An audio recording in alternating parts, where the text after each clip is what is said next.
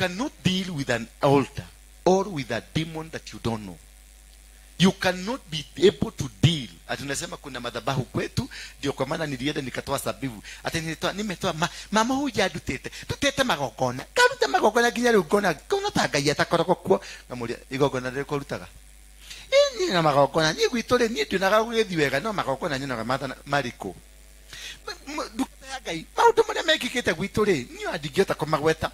Ni mariko dokirute igogona ri warutire igogona ririko dukataga ireke kwire ni kumarire ni jukite di America miaka 20 ndi ndathu kumona ke ndirakuria tiriri ukiruta magogona ri warutaga igogona ririko. Simple question, anakupeleka mpaka America, Australia, UK huko kwote, because how ukitoa hiyo pesa ama ukitoa hiyo ulitoa ya nini? Simeona wakristo tumepukukiwa. Because lazima ukitoa, ukienda kwa daktari mwenye mtu tunasema si mwokofu, anakwendaka unaenda kwa mtu anaitwa ule wa kuitisha pesa kwanza, fungua failo. Kitu ya kwanza unaitishwa pesa. Si kama sasa nikisema hapa mfungue failo, mtafungua. Mtasema usharato itia pesa. Lakini kule mtatoa kwa nidhate. Unarudishwa unapelekwa kwa mtu anaitwa nani? Consultant. Consultant anakuandika karatasi, anakuangalia hivi, anavaa glasses inakaa hivi, anakuangalia, anakumulika na tochi kwa mdomo, anakumulika na tochi kwa macho, anarudi anakumulika kwa masikio, alafu anagototia, alafu anaandika makaratasi ama kwa computer. Unaambiwa nenda lab. Mbona hakukuduka sindano, amekufinya? Mbona hakukwambia leta upiduka na kuduka, piduka huko na kuduka? Anakuambia anataka kujua exactly what am I going to treat. Anakuambia nenda lab. Lab unapimwa damu yote, inapimwa vizuri, result inakuja. Hasa kutoka hapo ndio anaanza kuongea na wewe. Anakuambia damu yako iko na kauchafu, alafu unaonekana kwa tumbo yako kuna togunyo, alafu kwa akili, ndani ya akili iko na hewa ya carbon dioxide kidogo, tutatoa. Bwana Yesu asifiwe sana. Leo wewe ukidikuta magokona tano warutire magokona kule warutire ri ulitoa ya nini? Wewe tono urutite magokona ri warutagira ki? No besha waigereire ha. Wewe tono warutire magokona ri warutire make. Ate gwito nego kuagwo, gwito nego ekagwo ate. Yes nego kuagwo. What is the source? Kuna kufagwa. What is the source? Because you can't deal with the branches. You can't deal with the leaves. You need to understand what is the reason people are dying. What is the reason kuna miscarriages? What is the reason kuna marriage problem? What is the reason kuna this kind of a problem? What is stopping me from becoming? That will lead you to understand the problem you are facing. Umefungua kanisa, lakini the church is not picking. Why? There must be a reason. Able to some, I don't know why, like maybe you are here, this message is for you. I had not planned for this message, but because nimekuwa directed towards that, and that I'm a listener to the voice of God. Yes, tusome Ezekiel 16. And again the word of the Lord came to me, Son of man, make known to Jerusalem her abominations. Son of man, Ezekiel 16 from verse 1. Son of man, make known to Jerusalem her abominations. Can you put your word, your name? Sema, son of man. So uweke jina yako. Son of man. Sema tu son of man. Tukifika kwa Jerusalem uweke jina yako. Son of man, make known. Nani? Sema wewe. Make known Waruinge to know his abominations. What are the abominations? Ni matokoya, mashida zako. What the challenges you are facing. I make you know what is making you to suffer. Bwana Yesu asifiwe sana. I make you understand the kind of the life you are facing. This is the kind of why you are facing what you are facing. That is now, tuko kwa class. Then, akasema, and say this. Thus says the Lord God of Jerusalem to Jerusalem, your origin and your birth are of the land of the Canaanites. Your origin and the birth are the land of who? The Canaanites. So that is one cause of your problem. Ate mugunda uria muikarago naguo, iyo shamba munakuanga nao is the cause of your problem. That your origin and your birth are of the land of the Canaanites. Now, Canaanites is coming.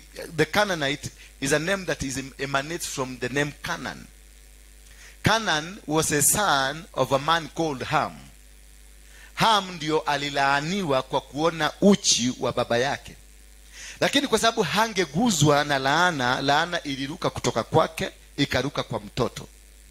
Kwa hivyo huyu mtoto Canaan ni mtu alilaaniwa na ni mtu aliishi katika laana. Kisha Jerusalem, Canaan akapata shamba kubwa kama hili, akalinena jina lake, ama he bought that land under his name. Meaning the entire curse ambayo alibeba kutoka pale imekuwa transferred to the place where he went. So the name Canaan was given to the land because Jerusalem is built on a land that is named after Canaan, the cursed man.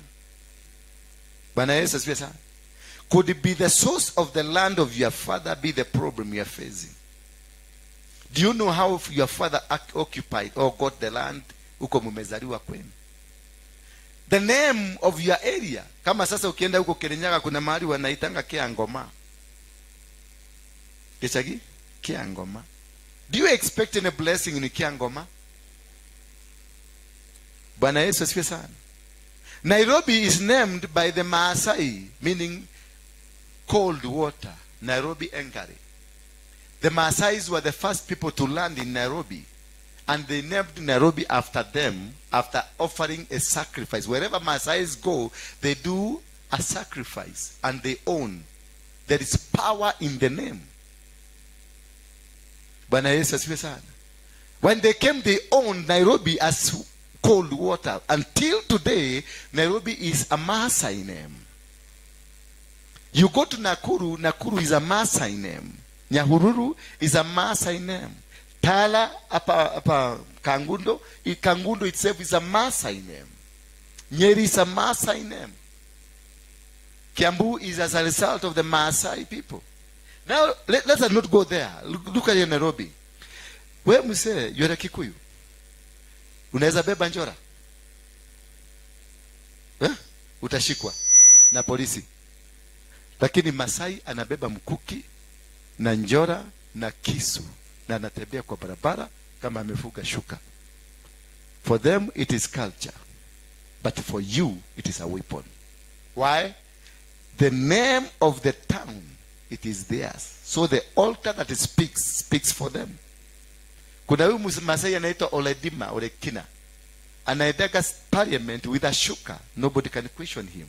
Wewe Mkikuyu fuga shuka ya Wakikuyu, utatolewa na sergeant at arm. Why? They own the city. Wamasai saizi was parking, ng'ombe za Wamasai zimepita hapa, zimeenda kukula huko jani. Enda ulete zenu Nairobi. Zinaenda baka kwa Sakaja nje. Nobody can touch them because this is their own land. The prayer that is done in parliament is done in Maasai and in Catholic and in Protestant. Why? They are enshrined into the ownership of the city by what they did, by giving Nairobi a name and raising an altar of Nairobi. So, your path and the origin is of the land of Canaan. Canaan is a cursed man. Therefore, your tribulation starts from there, begins from there. That you are operating under a land that is cursed. Then come number 2. Number 2, the Bible says, your origin and your birth is the land of the Canaan, and your father was an Amorite, and your mother is a Hittite. Why? Why would they want you to know that your father is an Amorite, and your mother is a Hittite? Because there is a history behind your father and your mother. In the Bible, the Amorites are the people who rejected God. The people who are fighting against the men of God. So they were bad people in bad records. People who tormented the children of Israel. Therefore, your father is a hater of God. So he might be ni muganga ama alikuwa mchawi. And your mother is a Hittite, na Wahiti walikuwa wachawi na waganga na warogi. So your father is somebody who hated God, and your mother ni mchawi, mganga na murogi. And your land is you are operating under a cursed land. Now you have been born out of the three: land, your father, your mother. Who are you? You are an atomic bomb. You are a combination of three. Sasa mchawi mkubwa ni wewe, unakuja hapa kutuhubiria ati wewe ni pastor, na kwako nyumbani kule umetoka, you've come from the ground ya wachawi. Wewe ni Mkristo, umeokoka mlokole, umeokoka mpaka kila mtu ameokoka, yani umeokoka mpaka umejifuta jina kuokoka, imekuja in opposite direction venye umeokoka. But ile shida inakukula mpaka unasema kama Wakikuyu wenye anasemaga anakolia ugwali kayari ogeteini kayoreko urarire ngaragu urare nyumba yako imefungwa, watoto wako nje, hauna chakula, alafu unasema Mungu amekalia kiti. Ni Mungu gani huyo? Huyo mpeleke kwenu, huyo peleka kwa dustbin. I cannot entertain such a God. Yani unalala jaa na Mungu alisema I'm going to bless you. Mungu anasema I'm going to give you. Mungu anasema he has given you dominion. That's Genesis 1 verse 26, 27 and 28. I've given you, see today I've given you dominion over everything that is on earth. And I tells you to subdue the earth. Alafu wewe ulale jaa siku 5 siku 6, nyumba imefungwa na madharau ile unafanywa na Biblia unabebeka kubwa kuliko hiyo kichwa yako. You have a serious problem. That is not God. Ateka yari ogeteine. Hiyo Mungu ya Wakikuyu wageteine, wachana naye. Mungu ni yule anaitwa Mungu. Wacheni Mungu aitwe Mungu. Wacheni Mungu aitwe Mungu. Kwa nini? Kwa sababu we have a testimony of our God. Wherever the children of Israel went, they were in the desert, they were suffering because of their mistake, but God provided. They were in the wilderness, suffering because of their negligence, but still God provided them with manna. Ni wapi umesikia wana wa Israeli walirarukiwa na nguo? For the 40 years. There is no complaint about clothes. There is no complaint about housing.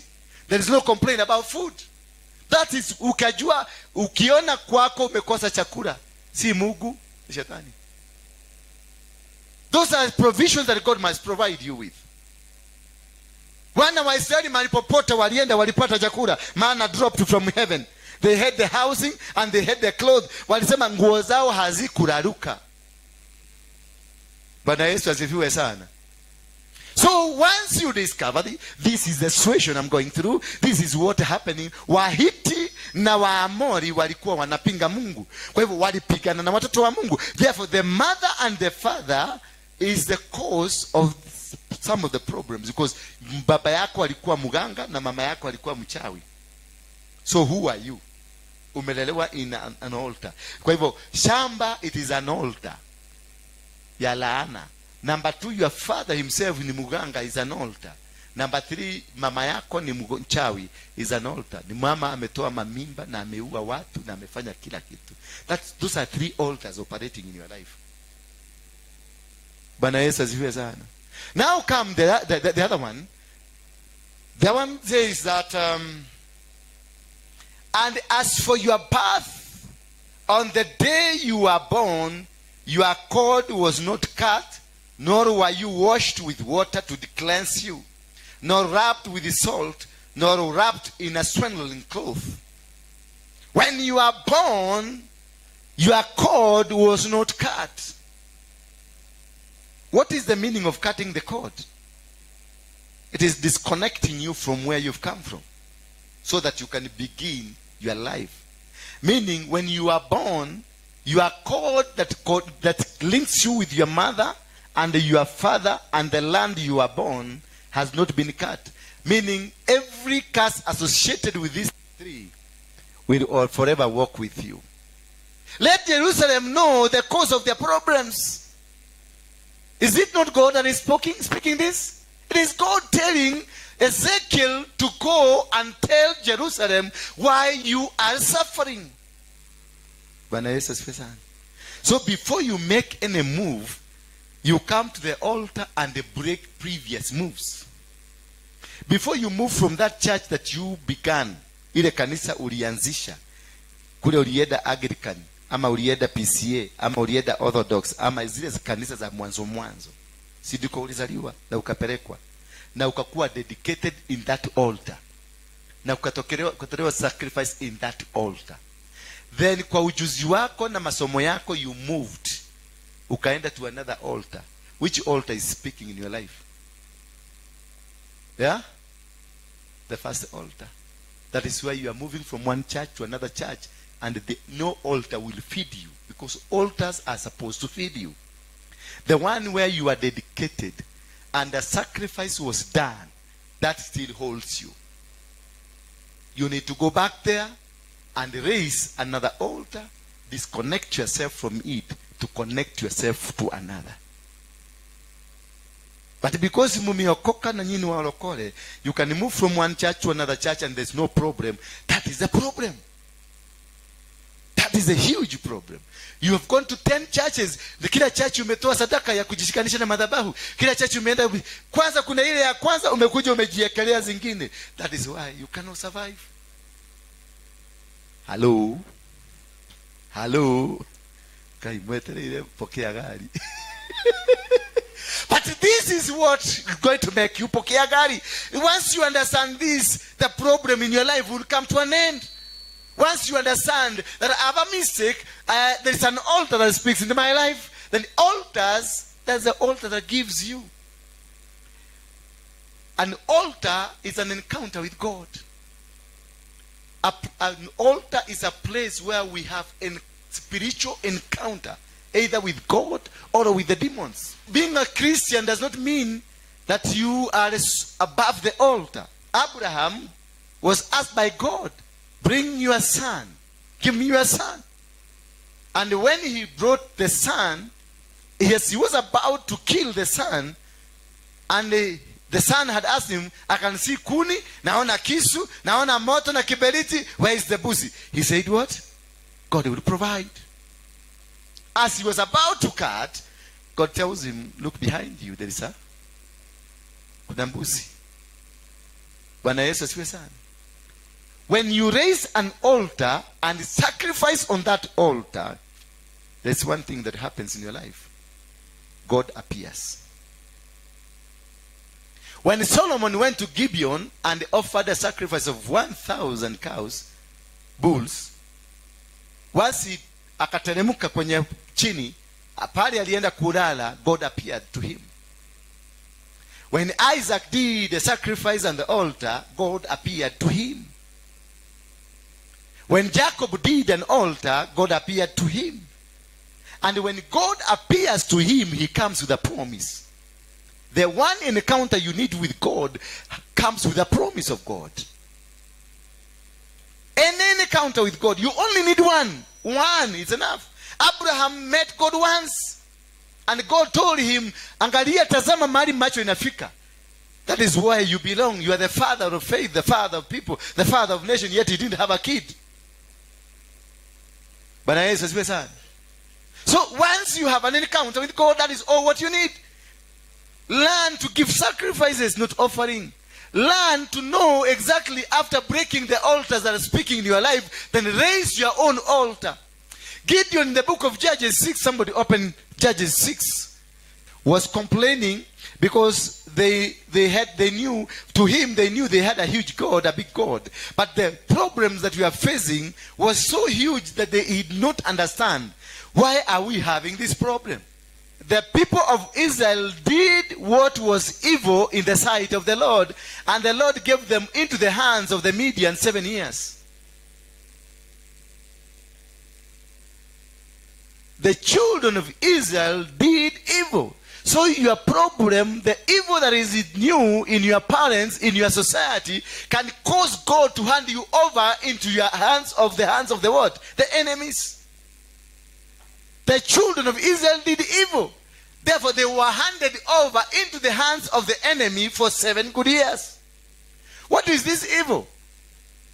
The evil was when they were sent from wherever they were sent from, God told them, do not go and intermarry. Do not go and join them. Do not go and do what they are doing. Never do them. Go do what I instructed. Never interact with them. But the father of Gideon, called Joash, built a Baal altar that people worshipped.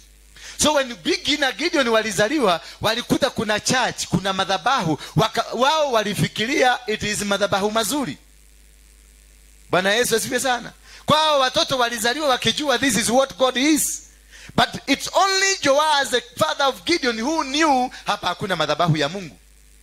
So maybe your mother, your father, your grandfather, your grandmother ni wachawi na ni waganga, lakini mliwakuta wakifanya kazi na wakienda PCA, wakienda Anglikani, wakienda independent, but inside them wamebeba uganga. They found this is what we do as a community. So you cannot question it, because that is what you found.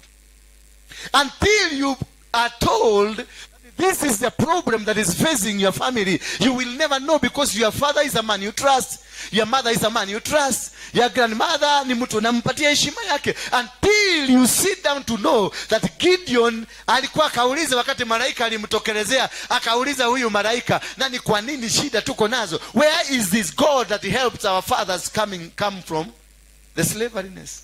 Where is this God of Abraham? Where is this God of Jacob? Where is this God that helped us? He was speaking to the angel. And the angel told him that this war, you are going to win it. Remember, Gideon had prepared 32,000 men to go and fight the Midianites. And these people were supported by the Amalekites and the people from the south. These people feared, the Israel people who are known and feared, they worked in caves, they lived in caves. God will terrify you if you misbehave. He will make you be terrified until you see a lizard, you run away from it. These mighty men of God used to live in the caves. They will work in the night because the enemy will come and take everything from them. Until the angel of God came and revealed himself to Gideon and told Gideon, this is war, you're going to win it. It is not a matter of 32,000 people. It is a matter of you are going to win. And when he discovered this is the angel of God, Gideon ran into the house. Akachinja mbuzi na akachukua mkate. Akaambia malaika ukae hapo nikuje. Akakuja na mkate na mbuzi. Akawekelea hapo, kisha mkate huo. Malaika akainua mkwajo wake akaunyoshea. Ile dhabihu ikachomeka. Ikakubalika kule mbinguni. And that was the beginning ya Gideon na wana wa Israeli kufunguka. After that, the angel disappeared. God entered. Bwana Yesu asifiwe sana. The day you are able to do your personal sacrifice towards God, the eyes, the inner eyes, the spiritual eyes will open up and you will start seeing things you've never seen. You will start seeing that it is your mother who is the cause of the problem. You will know your father is the cause of the problem you're facing. Yet you've been fighting people around. Ati hapa kuna majini, kumbe your mother aliende na kuwaka na majini. Na kanisani ndio Mother Gilead amefuka kitambaa. Bwana Yesu asifiwe sana. Had I not, kama singepatana na Bishop Harrison Ng'ang'a nisaidie kujitafuta, ningekufa. Na ndio nilijitafuta nikajikuta kwa General Waruinge. And from there we did sacrifices. We demolished the altars of that man. Now once we finished 3 years ago, nikatengeneza crusade moja kule Morem. Nikaita wachungaji wote wa huko. Sasa nataka kuonyesha madhabahu. Nikaita Harrison yakuje. Wachungaji wakiongozwa na yule unaona pale. Tukapaga na wao wachungaji karibu 300 Israel mzima crusade. Ikavuma vizuri. Lakini siku ya kwenda crusade, wachungaji wale tulikuwa tuna the internal committee ile kabisa walikibia polisi. Wakaambia polisi huko na ni Muislamu. Waruinge nataka kuanzisha mokeke. Na tumepanga from A to Z. Tunakaa kwa kanisa, tunapanga kwa kanisa na kila kitu we organize openly. Lakini I was not allowed to do it. Tulikuta polisi wengi kuliko raia kwa kiwanja. Imejaa na imekuwa sili. Nimashokirie pesa zako. Yule headmaster sio ndio pesa zako. Nikakataswa. Nikarudi tena kwa Harrison. We were to do it with Harrison. Nikarudi kwa Harrison nikamwambia kuliendaje? Akaniambia sasa kuna kitu hukufanya. Inua madhabahu hii. And then we did it. Tukaenda Jakarada. Sasa tulienda? Itakote? Yeah? Hapo Maisa. Tukafanya vizuri na uwanja ukajaa. Kumbe hawa mapasta ni Mafarisayo na Wasudasi. Mungu alikuwa anataka niende na wao. Why was I doing that in Eastlands? Wakati nilikuwa Mungiki, hiyo shamba yote ilikuwa ya watu wanaitwa Kiambu Dandora. Nataka nikufundishe sasa uelewe, nataka uelewe power of an altar. I took this land from Kiambu Dandora. Lakini how did I take it? Tulichukua mambuzi, tukachinja. We raised an altar. Tukachanganya damu ya mbuzi na hiyo mchanga. Hao wazee wote walienda bila kuambiwa. Nikakatakata hiyo shamba yote, plots zote ni mimi nilikatakata na nikapatiana certificate. Go and look at the certificate, uone signature ni yangu.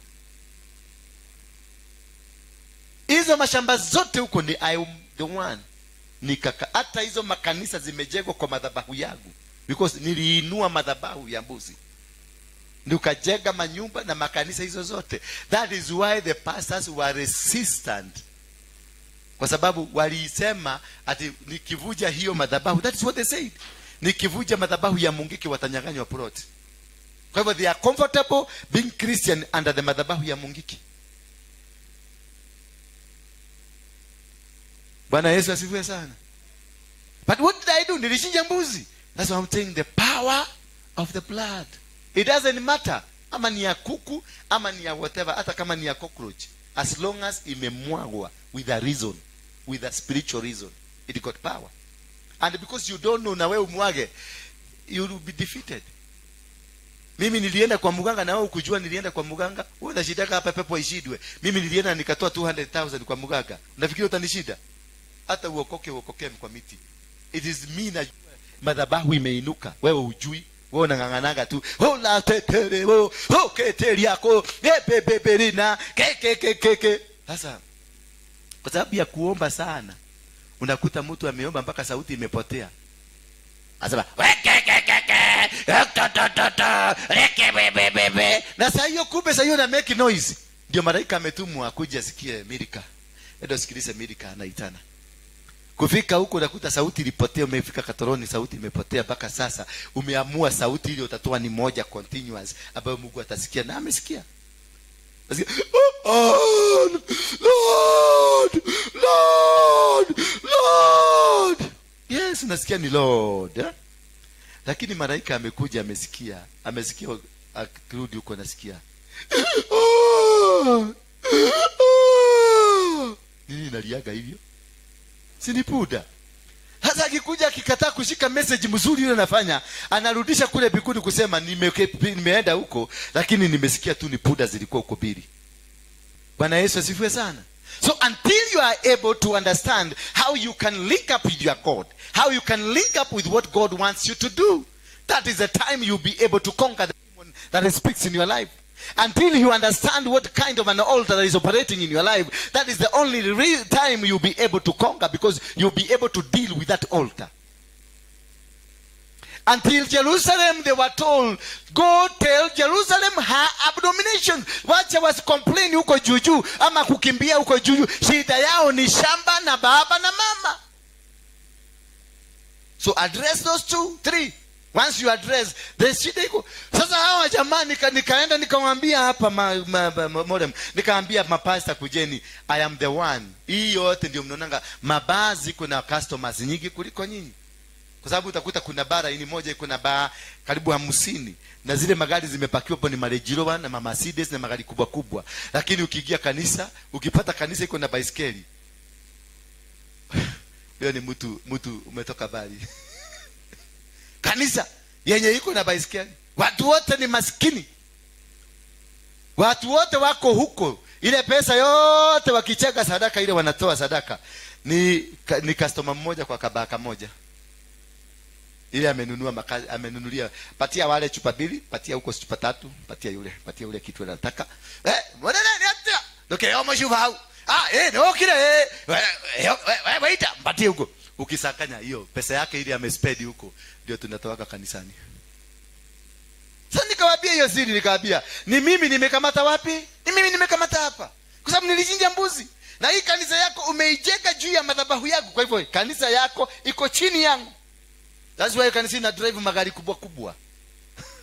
Kwa sababu zile sadaka mnatoa, ukitoa sadaka itakuja kuni benefit me in the spiritual realm. Because I'm the owner of the altar.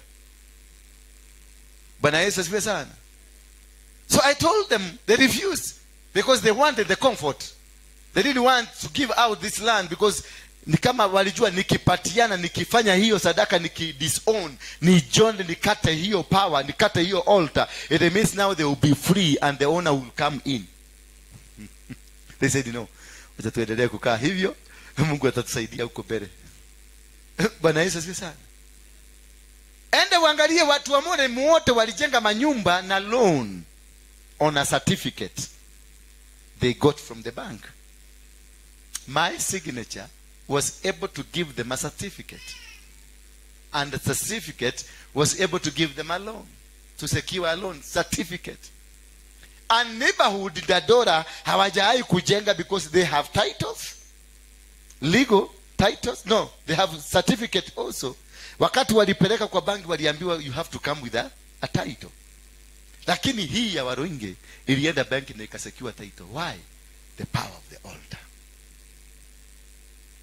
The land on my side was secured on an altar, while the land on the other side was not secured on an altar. Bwana Yesu asifiwe sana. So this altar gives them power, leeway to access anything on earth, because the altar is strong and powerful. Remember wakati walikuwa nang'ang'ania mashamba wakichinja mbuzi, watu walimwaga damu, walipigana, meaning the altar was even strengthened. So that is what I had gone to Island kuambia kuna kitu hapa hamutafaulu until I come and cancel what I did. Bwana Yesu asifiwe sana. Wakati walitungamanyana nao, Mungu akaniambia you are dealing with the Pharisees and Sadducees. So get out of them. Mungu akanipatia direction nyingine. Nikaenda hapo umama ground na tukafanya crusade much later. Harrison alikuja na akapokea sadaka. Na 1 month later Uhuru alifika huko na akasema atapatia watu title. 1 month later. Na watu wote walikuwa wameandika maloya, wamefikiria kitu wakitafuta title na haikuwa ikipatikana. But once we did that, 1 month later, na title zao ndio zimetoka. Za dola za zamani bado hawajapata. That is the power of the altar. That is how the altar can destroy you. That is how I can contain you in my altar and continue suppressing you. When the Muzungu came, wakati walikuja kina Dr. Kraft, walikuja na kanisa tofauti. Na hizo kanisa ndio walitumia kama altar ya kushika inchi. Kulikuwa na Presbyterian, kulikuwa na ACK, kulikuwa na Methodist, kulikuwa na SDA. Bwana Yesu asifiwe sana. Presbyterian wakaambiwa shika Wakikuyu, na wakashika Wakikuyu, na ndio kanisa ya Presbyterian imejengwa na misingi ya kiutamaduni wa Kikuyu, wazee, inaongozwa na wazee. Kwa sababu waliambiwa nenda na muingie na culture yao muwashike. Wameru nao wakapatiwa Methodist. Wameru ni wangapi hapa? Meru people. Wameru wakaambiwa nenda. Methodist ikarushwa Meru, ikakamata Wameru. Ukienda Methodist enda ukae ndani ya kanisa Methodist, unaona ina behave tu kama Wameru. Wakisii na Wajaluo wakapatiwa SDA, wakakamatwa na SDA. Wakamba wakashikwa na AIC kwaya. Bwana Yesu asifiwe sana. We were subdivided into regions because walitukamata. Alafu wale viongozi wa Kikuyu walikuwa akina Wayaki Wahinga, wale walikuwa walikamatwa wakaingizwa ndani ya Freemason. Kisha walipotaka kututoa kwenye mkataba wakauliwa. Wayaki alizikwa kama ameinamishwa hivi because he was the owner of ndiye alikuwa ameshika hiyo altar wa Kikuyu wakiwa na wengine. So they dealt, before the colonialists dealt with our land and with our sovereignty and with their culture, they dealt with our altar first, because that is where your power is. Bwana Yesu asifiwe sana. Wangapi wamebarikiwa mpaka hapo tumefika? Sasa nataka kujua genuinely, uinue mkono yako vizuri. Wangapi wamekuwa confused kuliko venye walikuja hapa? Inua tu mkono yako. Wangapi wamejiona kwa hiyo mafundisho ya leo? Umejiona I'm fixed, niko hapo. Shida yangu ni hapo. Pokea muujiza. Hiyo ndio muujiza yako. Sasa anza safari ya kujinasua. Ujifugue. Sasa mimi nilienda Israel, nikavugua Israel, nikatoka hapo, nikaenda kule kwingine, sasa naenda Murang'a kuvuja madhabahu ya Maumau. Bwana Yesu asifiwe sana. Because I know how Maumau powerful it is. I know the problem ambayo tuko nayo Kenya hii ya Wakikuyu sana ni hiyo muuma ya Maumau. Ni hiyo kiapo ya Maumau. Hiyo damu ilimwagika ya watu innocent. That is what is eating, because the blood is crying. Watu wa mimba ndio nimewaangalia, nimewahesabu, nimeona ni watu 12 hapa, na wote wameshikwa na husuni, na wamepiga picha wakaona na nema siana siako.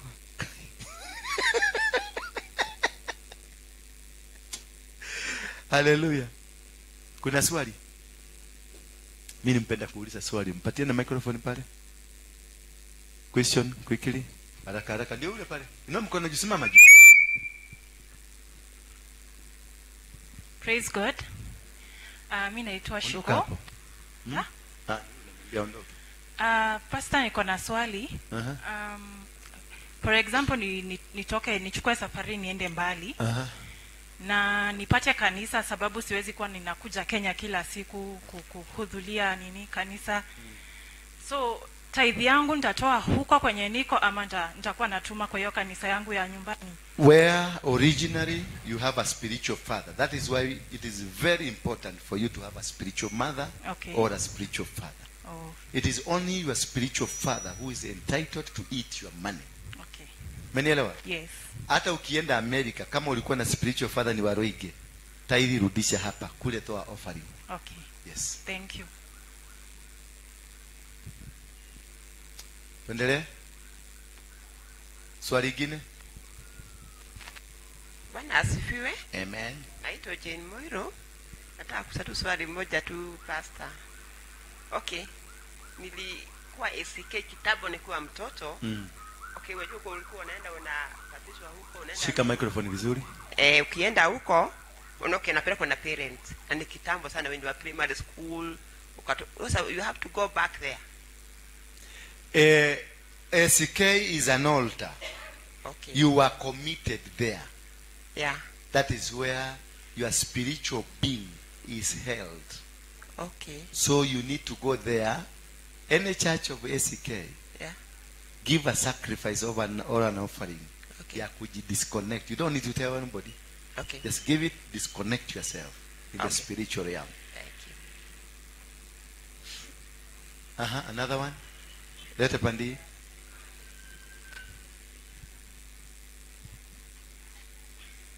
Praise God. Yes. Me naitwa Eunice. I'm from Germany, Pastor. I think we have talked. You are the Eunice? Yes. Yeah. Are you blessed until hapo tumefika? Yes, I'm blessed. Yeah. So I just have a question. Hii ya watoto sasa. I'm with my son here. Yes. I think I told you, I give you the spirit. This is the son. Yes. Okay. Sasa nilikuwa nauliza, nikitaka kumconnect kutoka kwa my ancestors, because I think disconnect. Yes. What kind of a covenant, or what am I supposed to do? It is to cut the umbilical cord. And how do I do it? That's you give a sacrifice. God will speak to you what kind of a sacrifice you'll give to disconnect him. Okay. And because you must have to understand what are you disconnecting him from. Because he is connected to your grandfather or his grandfather through you. Yeah. So if he's facing a problem, it is you. If he's smoking banky or drugs, it is you, not him. Because in the book of Deuteronomy, the Bible says, I'll bless the fruit of what? My womb. So if your son is misbehaving, don't look at him, look at yourself. Okay. You are the cause of the problem. And that's now so my the question. things you did are the one causing the problem to him. So it is you to give a sacrifice for yourself. Okay. Just like Gideon did, he rushed home, came up with a mbuzi na mukate, for he gave a sacrifice for himself, Okay. for having an encounter with an angel of God. Okay. So first you'll begin with you. If you are disconnected, he is disconnected. Okay. If you are blessed, he will be blessed, because the Bible says in the book Deuteronomy that I will bless the fruit of what? My Of your womb. So if there is a challenge with your children, don't go to the children. It is you. It is me. Yes. Another question? No. I've already planned anyway. Tomorrow, on Sunday, I've planned to, because tunaendaga independent. I think I told you. Yes. Nimeplan na nishaongea na bishop. On Sunday we are going to do it. Yes. But I said I want to come here because I promised first to meet you and more teaching. I need more teaching. Yes, thank you. Najua umeongea kweli. Hebu tuzungumzie hivyo na Kijerumani. To understand. Ongea tu.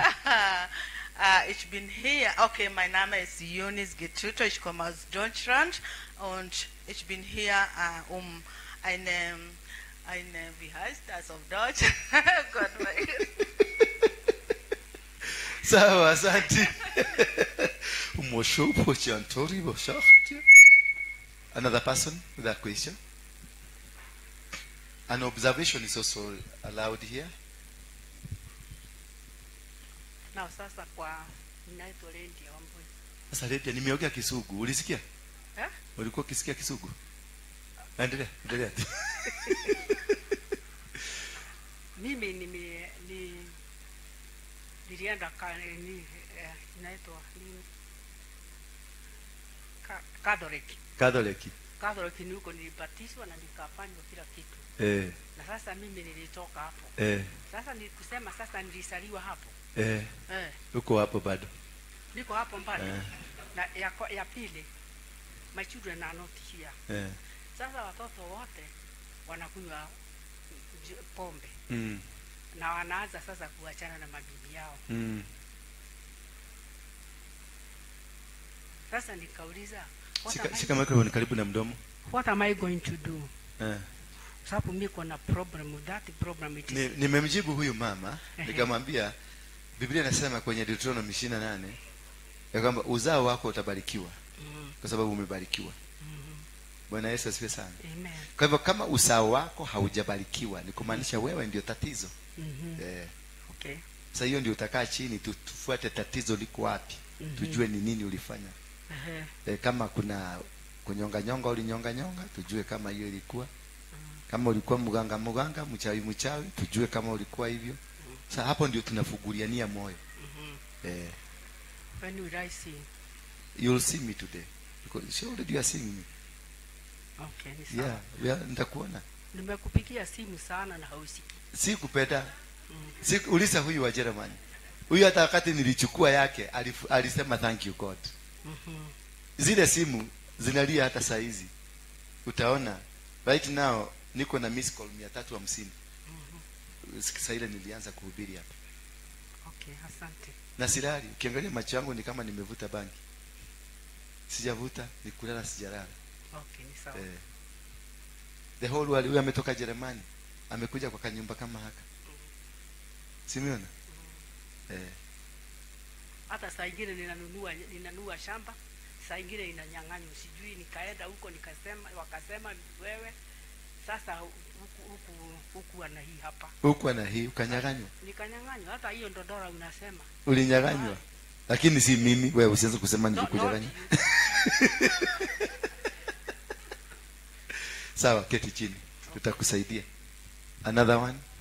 Yes. Yeah, you ask. Mimi nataka kuuliza swali ya madhabahu. Ya covenant. Blood covenant. Ulisema hiyo ya blood covenant iko na nguvu kuliko hizi zingine zote. Yes. Niulize kama hebu niseme sasa ni babu na nyanya. Wakasema ati mimi nijikate na wewe ujikate. Akunywe damu, hebu niseme babu akunywe damu ya shosho na shosho akunywe damu ya babu. na yule atakataa kufanya vile waliagana, yeye ndio atakufa mbele. Hiyo covenant itaweza kushika watoto. Watoto wale, hebu niseme ni babu yangu. Generation yote mpaka generation ya 5.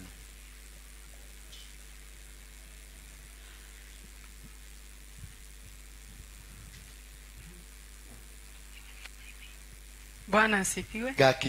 Gakinyeria waganu wa maithe nginya ruciaro rwa kaigana Rwa kana na rwa gatano. Yes. Ni wewe. Nilikuwa nimekuona wapi? Karibu niongee kama Mkirenyaga. Ndirakuonete. Endelea. Bwana asifiwe kanisa. Nilikuwa nataka kuuliza hili swali apostle. And I believe I'm asking for many of us. Altar ya kimadhabahu. Nilienda kanisa ya kwanza. Kuna ile mama yangu ama mzazi alinipeleka. Dedication na all the other services nikafanyiwa huko. But sasa tukigrow, unapata mtu ametoka church hii, nimeenda hiyo ingine, na ndio nikuwe connected to the altar that I'm serving today.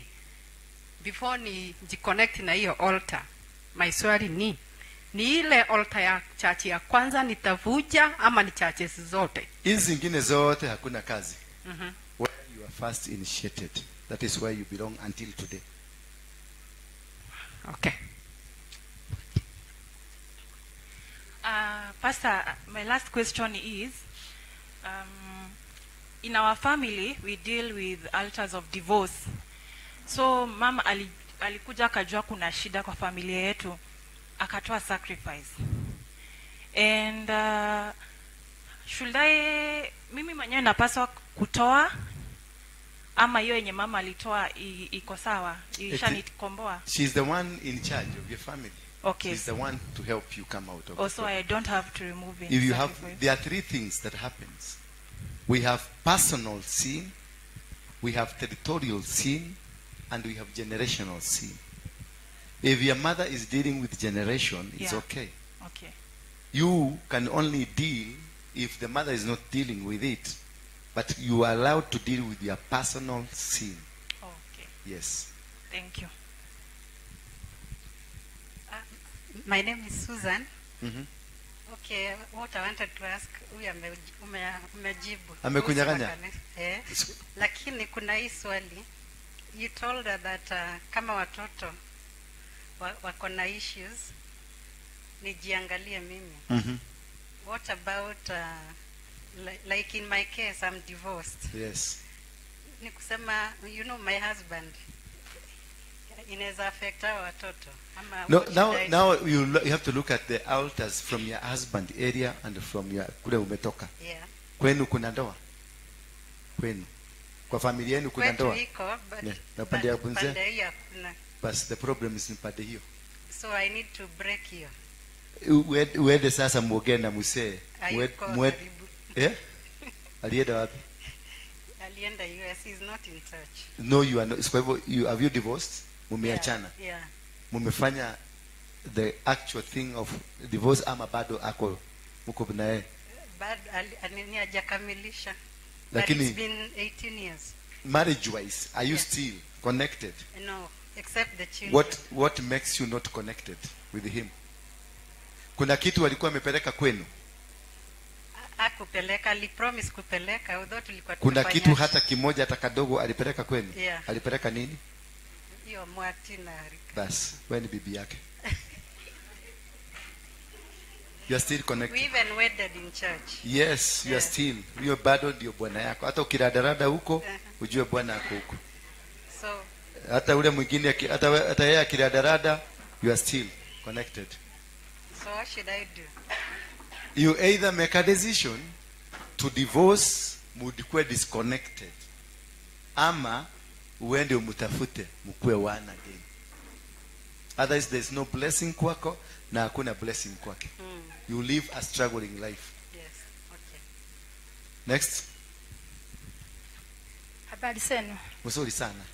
Swali yangu pastor ni babu alikuwa mganga. wakati alikufa akaasia baba yangu. Baba yangu alikuwa na wanawake wawili. Mama wangu ndiye alikuwa second wife. Wao wote wamesha kufa. Na baba yako alikuwa anakupenda sana? Sana kabisa. Wewe ni mganga. Wewe ndiye aliachia. Ndio kwa maana ukikasirikia mtu anapataka shida. Ni kweli? Kweli. Ukisema kitu na inafanyika, ni kweli? Kabisa. Ukikalia machozi yako kidogo kuna kitu itatokea, ni kweli? Kweli. Wewe kisha mdomo wako. Sasa naweza fanya nini? Nikufanyie difference. Nikutenganishe kama uko ready kuacha kwa utoke kwa uganga ukuje kwa Kristo. I will help you hapa tu. Hata yule alikuwa kama mganga yako. Yule gari simuliona tukichoma vitu zake yule. Tulichomea hapa. Alikuwa mganga. Sasa yeye ni pastor hapa. Kachini tu. Asante. Tutaongea na wewe. Amestuka.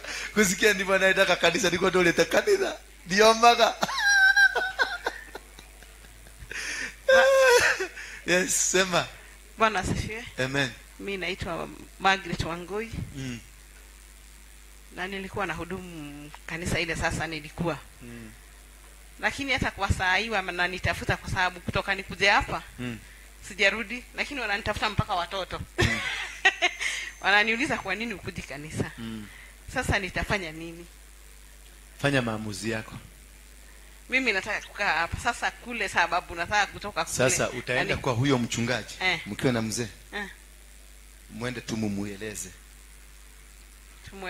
Mumueleze, mshike sadaka. Muende kwake, umuelezee tumehama kwa sababu ya hivi.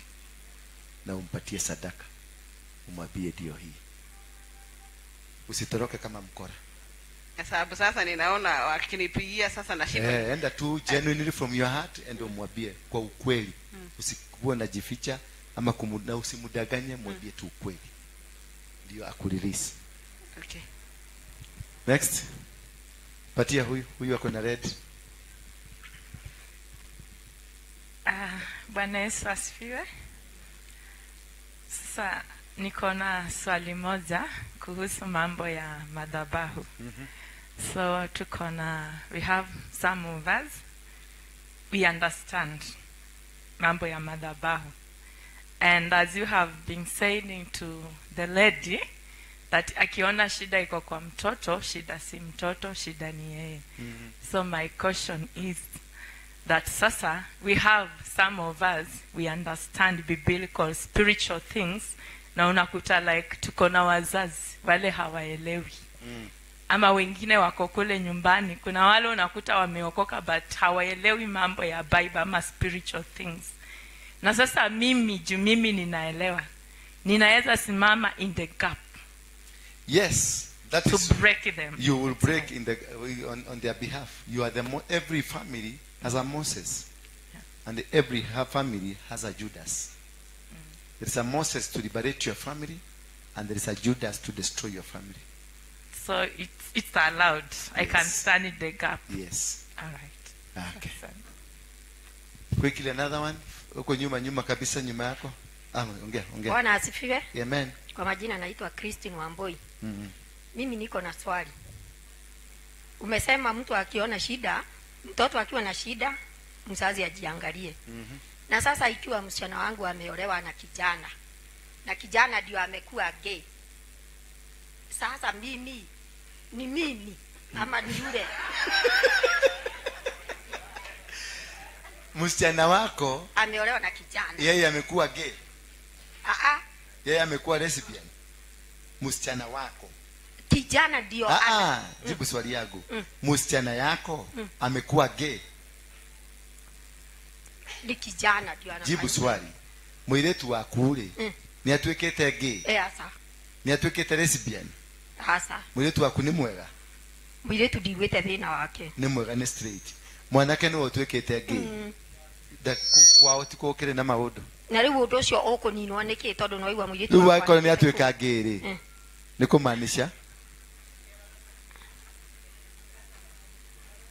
kumaanisha riu mwiretu agwika atia gugwikwo atia to mwiretu wakwa ni kwa kihikite ni kwa hikite. Mundu ahikaga niguo ki ugie na muthuri muthiage toro hamwe na muciare uyu atuika ngeni agaciara uragi kati aku tona kena oktoge koliwa gitu kena katuke ngi na matue matua au ni ho hakiri citumikaga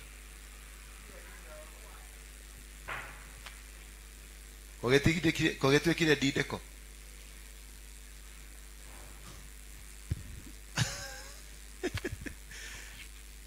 yes Bwana asifiwe. amen Bwana asifiwe tena. yes Naitwa Anu Wanjiru, nimeokoka.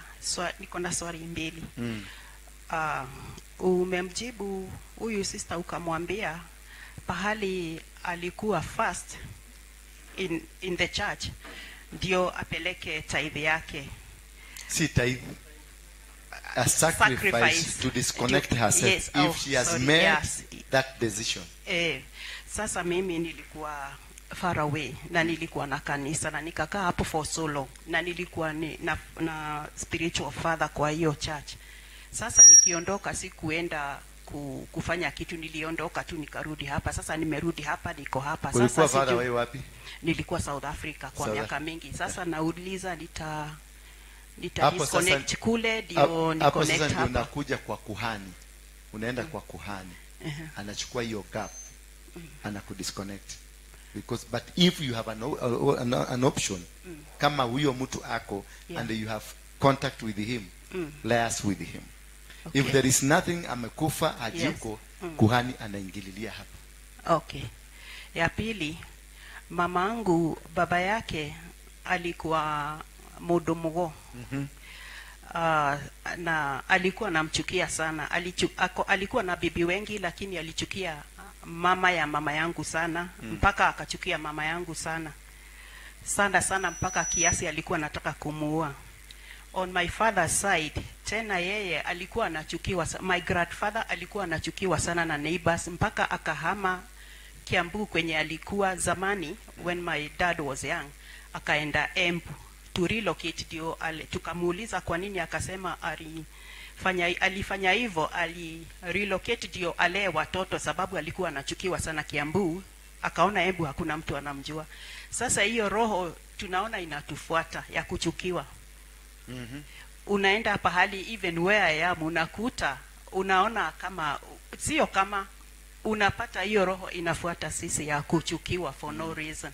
Sasa hiyo ndio tulisoma Ezekiel. Na mama wangu hawezi akakubali nishamuuliza. You can stand in the gap. Okay. Hiyo ndio tulisoma Ezekiel 16, mama alikuwa, baba alikuwa, na shamba ilikuwa. Okay. So you can be in the gap. Okay. Sasa niwe in the gap ni unasue familia yako from the spirit of rejection. Okay. From all those hiyo mambo ya uchawi ya uganga. Yeah. Yes. Okay, asante. Thank you. Wapigieni makofi. Tuchukue wa mwisho pale. Enda huko. Kwa majina mimi naitwa Susan. Mimi ni Moembu. Wewe ni Moembu? Wewe Mwaro? Wewe Mwaro? Ni Mwega pastor. Wewe Mwega pastor? Yes. Niko na makindogo. Usijali kama inaenda. Niko na swali moja niko nayo. Nataka kuuliza sasa hii. Uliongea mambo ya madhabahu. Ile ilikuwa watu wakati wa Mau kulikuwa na watu walikuwa home country. Sasa ni kama kulikuwa na kazi ilifanywa kwa udongo na watu wa Mau akasema wale watu walikuwa wa home country wataliti kwa hata wakikaa kwa vile wataishi kwa umaskini na mateso. Yeah. Walikuwa home guard. Mimi sikuwa hivyo. Sasa ni kule niliolewa mimi.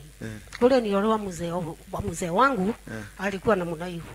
Sasa ninaona ni kama tuko na shinda. Hakuna kitu tunarithi. Tukianza kitu hakuna kitu tutaenda. Ule mzee alifunga hiyo mambo yote. Tulikuwa na yeye na tutaenda Murang'a. Hiyo sasa sio yenu.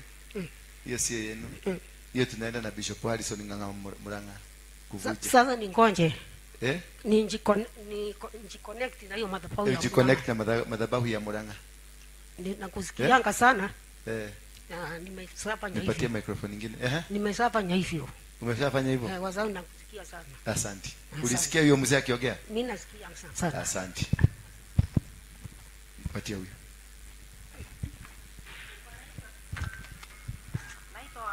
Shika microphone vizuri. Kuja hapa. Wakuone vizuri. Bwana Yesu asifiwe. Naitwa Wabui kutoka Sofimali. Shika microphone. Kuna swali nataka kuulizia wengi. Umeniuliza swali ukasema wanawake wenye hawakuolewa na bwana wa kwanza. Tuseme hao mabwana waliachwa. Na hao wakaenda kuolewa kwingine. Sasa wafanye nini? Unaenda kwa madhabahu, una raise sacrifice ya kujiconnect na yule. Ndio huyu mwingine akubariki. Thank you.